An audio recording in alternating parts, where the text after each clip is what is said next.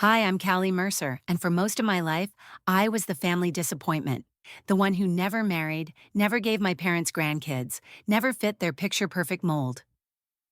Last Thanksgiving, my mother raised her glass and said, "We're so proud of our successful kids, except the one who never married." Everyone laughed. My brother smirked. My sister whispered something under her breath, and not one person stood up for me. But I didn't cry. I didn't even flinch. I reached into my purse, pulled out an envelope, and placed it on the table in front of my mother. "For you," I said. She opened it and started shaking, because inside was proof that everything she owned, everything she bragged about, now belonged to me, and no one at that table has looked at me the same way since. I wasn't always this composed. There was a time I would have gone to the bathroom and cried into the sink after a comment like that. But life has a way of hardening you when your own family chips away at you year after year. I'm 39 now. I live alone in a high-rise apartment in Jersey City overlooking the skyline. I have my own routine: quiet mornings with black coffee, late nights coding through silence. I work as a software architect for a private firm. I lead a team of 25 engineers, manage million-dollar projects, and just last year, I got promoted to senior systems director. None of them know that. My family, I mean. They think I play with computers and live somewhere near the city. That's how little they care to ask. To them, I'm the one who never brought home a fiancé, never threw a baby shower, never posted cutesy couple pictures at the pumpkin patch. And because of that, I've always been less. Every family has its golden child. Ours has too. My brother Daniel is a dentist. He's married to Melissa, a pediatric nurse, and they have two perfect little boys, Ryan and Caleb, whom my mom won't stop talking about. Emily, my younger sister, is a social media influencer with over 300,000 followers. She posts yoga routines, protein smoothie recipes, and sponsors teeth whitening kits. She's married to Brent, who flips houses for a living and brags about passive income at every dinner. Then there's me. No husband, no kids, no Instagram-worthy lifestyle. Just a career they pretend not to understand. And yet, when the pandemic hit and Dad's pension fund took a hit, who did they call? Me. When Emily needed help negotiating her first influencer contract, she forwarded it to me with the subject line, "Can you look at this?" You're smart. When Daniel's car needed major repairs and he was short on cash, guess who Zelled him $2,500 within minutes? Not once did I make a big deal about it. Not once did I ask for thanks. I thought, maybe if I gave enough, they'd finally see me. They never did. Growing up, our house always looked picture perfect from the outside. Two-story brick colonial, trimmed hedges, wine chimes on the porch. Inside it was different. My mom was the kind of woman who cared more about appearances than feelings. Hugs were rare. Praise was conditional. My dad kept his head down and let her rule the house. I learned early on that my value came from achievements: straight A's, piano recitals, perfect attendance. But once I hit 30 and hadn't settled down, my accomplishments stopped mattering. At family gatherings, the conversation always turned toward engagements, baby names, and home decor. If I brought up a work promotion, the topic shifted before I could finish the sentence. The last few years, I've started pulling back. I stopped volunteering to host Thanksgiving. I skipped the group vacation to Disney. I sent birthday gifts but didn't call, and nobody seemed to notice or care. But when Mom called me 2 years ago and said, "We're in a bit of a bind with the mortgage," I didn't hesitate. Their house, the same one we grew up in, was about to go into foreclosure. My dad's pension had been delayed, and they'd taken out a second loan they couldn't cover. She was panicked, almost whispering the details so no one else would hear. I didn't make her beg. I just said, "I'll help," but I wanted in writing. I sent them the paperwork, a legally binding agreement drawn up by a friend of mine who works in real estate law. It stated that in exchange for me paying off the remaining $87,000 on their mortgage, I'd be granted 51% ownership of the house. After 5 years, if they didn't repay me, full ownership would revert to me. Simple, fair, quiet. Mom signed without reading it. She trusted I wouldn't screw her over. After all, I'm the soft one. I remember the day the transaction went through. I was sitting at my desk, sipping lukewarm tea. One click and the payment was done. I didn't feel victorious. I didn't feel powerful. I felt like a daughter begging, quietly and visibly, to finally be seen. But nothing changed. Mom didn't thank me. Dad never brought it up again. At Christmas, Daniel got a framed collage of the best moments of the year. My photo wasn't in it, so I started preparing. I didn't want revenge. I wanted clarity, a moment.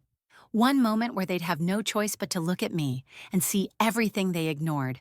And when Thanksgiving rolled around again and Mom raised her glass with that bitter little smirk, I knew the moment had come. Thanksgiving dinner has always been the same in our family: polished, performative, and full of silent competition. The table was set like something out of a magazine. Cream linen napkins folded into swans, the good silverware polished, the centerpiece bursting with pumpkins and pine cones. Emily had her phone propped up on a small stand to record content. Daniel was already on his third glass of wine, cracking jokes about patient horror stories, while Mom looked around the table like a director watching her actors perform. I had brought a bottle of wine, vintage, not cheap. No one commented on it. I set it on the counter, then took my usual seat. Far enough from Mom to avoid being her direct target, but close enough to smile and pretend I wasn't invisible. Dinner started fine. Chatter about Emily's latest partnership with some skincare brand, Daniel complaining about dental assistants, Brent bragging about buying another property off market. The kids, Ryan and Caleb, were playing with their tablets, completely checked out. Dad sat at the head of the table, quietly eating his turkey like he didn't want to get caught in the crossfire of whatever might come next. Then came dessert: pumpkin pie, cinnamon whipped cream, coffee. Emily snapped a photo of her plate for Instagram before she even took a bite. And just as everyone settled in, Mom stood up. She always liked to give a little speech. It was her thing. She'd thank us for coming, talk about how proud she was of her family, then say something lightly condescending about how hard she worked to raise us all. But this time, she didn't even try to be subtle. She clinked her spoon to her glass and said, "I just want to say how proud I am of my kids. Daniel with his beautiful family and thriving practice. Emily, building a brand that reaches thousands of women. Honestly, we just feel so lucky to have raised such successful children." She paused. I felt it coming like a wave rising before it crashes. Except, of course, the one who never married. Laughter. From Daniel, from Emily.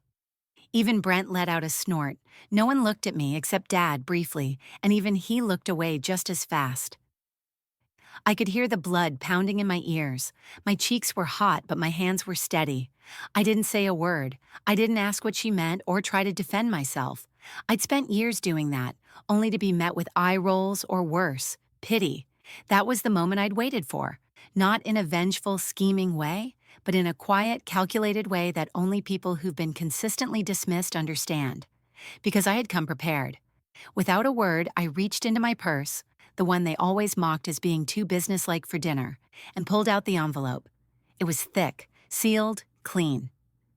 I stood, pushed my chair back just enough to be heard but not dramatic, placed the envelope right in front of Mom's plate, next to her untouched pie.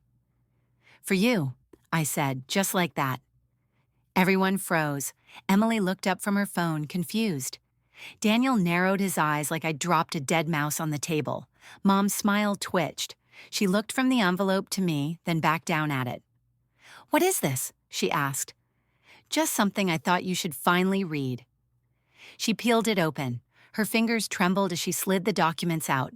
Legal papers, neatly clipped together, with my name and hers printed across the top. She scanned the first few lines, and I watched her face shift. Confusion to realization to something colder. She flipped through the pages, faster now. Then she stopped. Her eyes locked on a paragraph halfway down. I knew exactly which one it was. Effective immediately, and upon breach of repayment clause after 24 months, full deed ownership of the property located at 41 Westfield Avenue transfers to Callie Mercer, primary lender and lien holder. Silence. Her mouth opened, then closed. Her hands shook slightly. She looked up at me, this time really looking. Not like a disappointment. Not like the spare part at the table, but like someone she didn't fully understand anymore. "Callie, what is this?" I kept my voice calm. It's the agreement you signed when I paid off your mortgage. You defaulted. The 5-year deadline passed. The house is mine now. Dad put down his fork. Slowly. Daniel laughed. Short, confused. Wait, are you joking? You're not actually serious, right? She's not joking, Dad said, the first words he'd spoken in almost 20 minutes. Emily scoffed. You really planned this for dinner? What, to humiliate her? I looked at her, not with anger, but with the kind of clarity that comes after you finally stop caring if anyone understands. No, I said.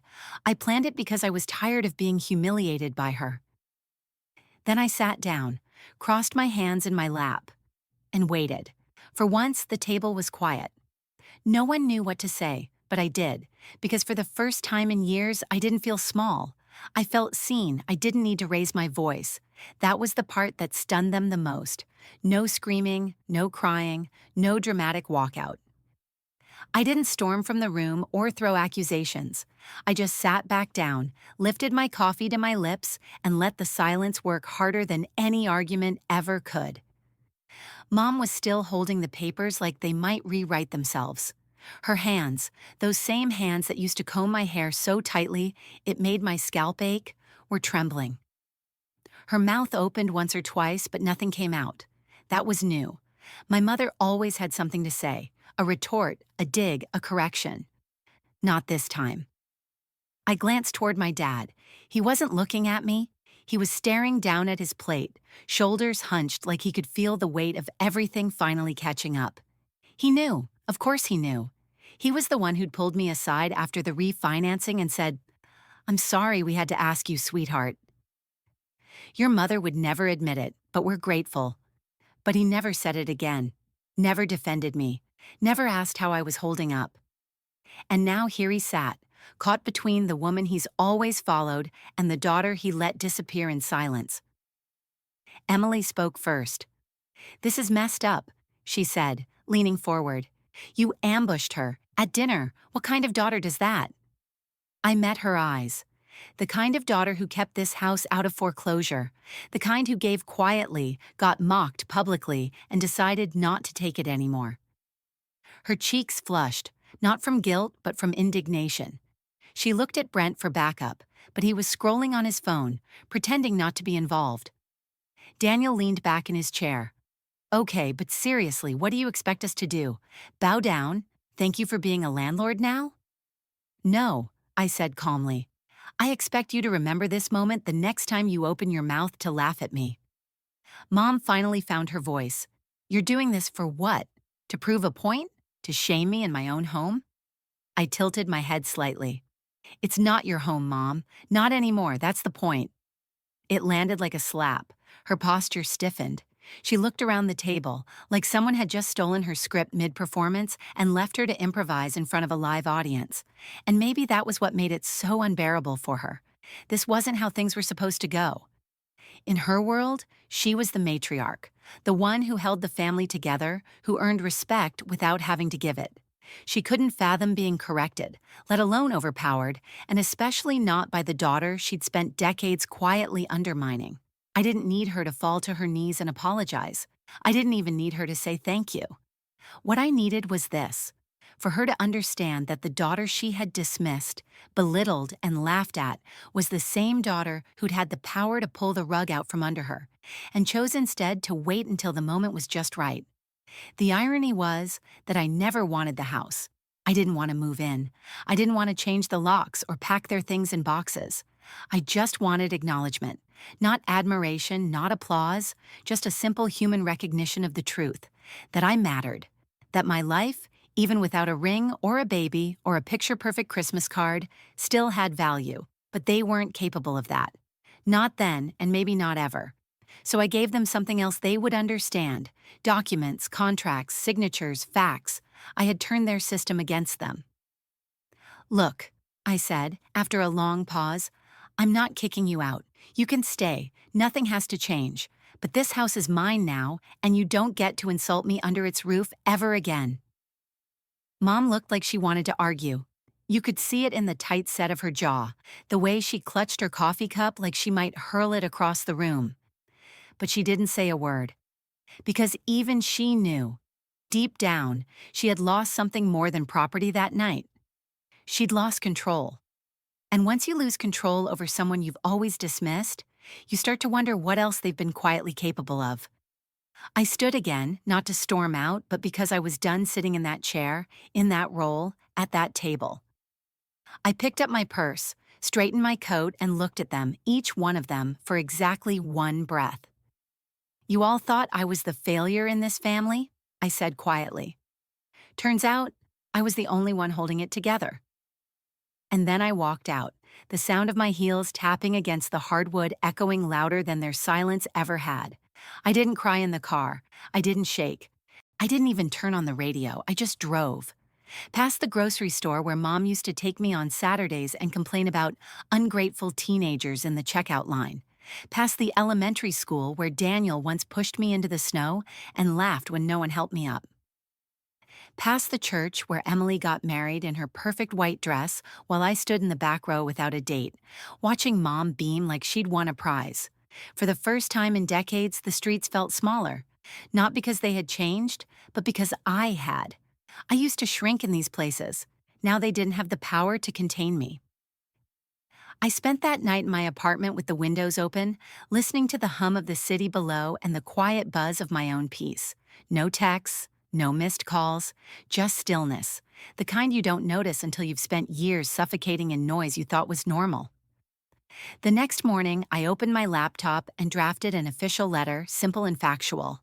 I attached the ownership documents, a clause about non-eviction, and a rental agreement. I didn't want rent. I just wanted the terms to be clear. They could stay. But I would never again be spoken to the way I was. They'd live in that house. Yes, but under my name. By noon, I got a response. From Dad.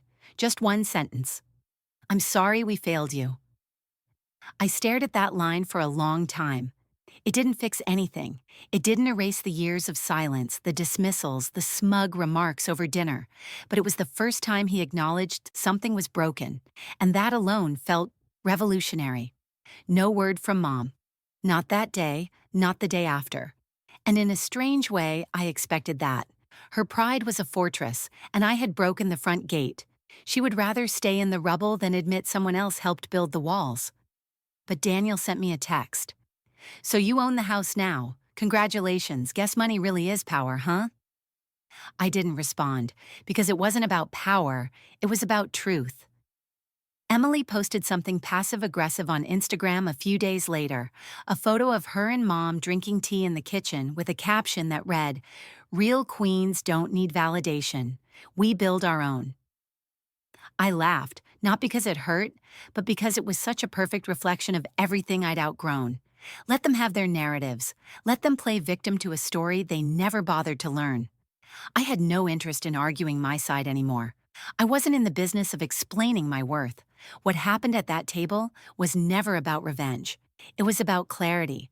It was about standing up after a lifetime of being expected to sit quietly in the shadows of people who thought they were bigger simply because they took up more space. And it was also about legacy, because here's the part they didn't know. I wasn't just keeping the house. I had already begun the process of placing it in a living trust, with stipulations. They could live there as long as they wanted, but when the time came, it wouldn't pass to Daniel. It wouldn't go to Emily. It would go to a local women's nonprofit that provides transitional housing for single mothers and working women who've been pushed out of their homes. The irony would be delicious. Mom's dream home turned into a safe space for the very women she used to mock as being unlucky or unmarried. But I wouldn't tell her that now. She didn't deserve that closure. I deserved to keep that one for myself. And so, I moved forward. I started taking ballroom dance classes on Thursdays, something I'd always wanted to do but felt too self-conscious to try. I signed up for a solo trip to Scotland. I adopted a dog, named her Moxie, and let her sleep curled up on my feet every night. I bought fresh flowers every week just because I wanted the smell in my apartment. And for the first time in years, I didn't feel like I was waiting for anything. Not a proposal, not a child, not a nod of approval from the family who never saw me. I was whole, because I had finally done the one thing they never expected me to do. I chose myself. It's funny how quickly the things you once begged for start to mean nothing once you stop needing them. For most of my life, I just wanted my family to see me, not as a placeholder, not as the odd one out, not as the woman who didn't marry, but as their equal, as someone who mattered. Every accomplishment, every favor, every quiet sacrifice. I carried them like receipts, waiting to cash them in for respect. But respect given out of guilt isn't respect at all. It's fear, and I didn't want that either. About a month after that Thanksgiving dinner, I drove by the house one more time. I parked across the street and sat behind the wheel, watching the lights flicker from the living room window. Mom was inside, her silhouette pacing. She still hadn't called, but she'd read the agreement. She'd signed the rental clause. No protest, no reply. Just her looping signature at the bottom of the page, shakier than usual. That was her way of conceding. Quiet compliance, no apology. And somehow it felt complete. I never went inside again. I never knocked. I didn't need to. That house was no longer mine to save or suffer in. It was just a structure now. Bricks and windows and rooms full of ghosts who used to dictate the story I told myself about who I was. A week after that drive, I finalized the trust transfer. The nonprofit I selected, Hope Hearth, helps displaced women find shelter, rebuild careers, and regain confidence. I had interviewed with them in secret months before Thanksgiving. I told them that when the time came, I'd have a property for them. They thought I was a real estate donor. I never told them the house was my parents'. That didn't matter. What mattered was that something built on silence and shame could become a home for women learning how to raise their voices again. Call it poetic justice, or maybe just healing in disguise. I didn't attend Christmas dinner that year. Emily posted the same tree, the same matching family pajamas photo, the same filtered sparkle. Daniel sent a group text on Christmas Eve with a photo of the boys holding their gifts. No mention of me, not even a wish you were here. But I didn't feel left out. I felt free. Freedom looks different than I thought it would. It's quiet. It's not a loud declaration of revenge or a dramatic ending where everyone begs you to come back. It's waking up on a Sunday morning with the windows open and realizing you don't feel the pressure of proving yourself to anyone anymore. It's choosing to matter to yourself every single day. I've started to build my own traditions now. I host small dinners with friends, people who see me, laugh with me, ask about my work without pretending to be impressed. I keep a journal again. I fill it with things that remind me I'm not invisible. I even wrote a letter to my younger self last week. I told her that she was never the problem, that she didn't have to contort herself to fit someone else's idea of love or success, that not being chosen wasn't a failure, it was a redirection. I'm no longer the family disappointment. I'm the family mirror. I showed them who they were. I exposed the cracks in their image. And when they tried to laugh me away again, I held up the truth, quietly, legally, powerfully. They'll never admit what that did to them. But I don't need their confession. Because the greatest revenge isn't taking something from them. It's reclaiming everything they told you you weren't allowed to have. My home, my voice, my self-worth. And now when people ask if I'm married, I smile. No, I say, but I own a house. I dance on Thursdays. I have a dog named Moxie. And I've never been more in love with my life. Maybe one day my mother will find the words she never gave me. Maybe she'll reach out, voice soft, walls lowered, finally ready to see me not as a threat, but as a woman she should have been proud of all along. Or maybe she won't. Either way, I've already said what needed to be said, not with yelling, not with tears, but with a simple envelope, and the truth sealed inside it. I didn't need her apology. I just needed to remember that I was never the failure in that house. I was the foundation.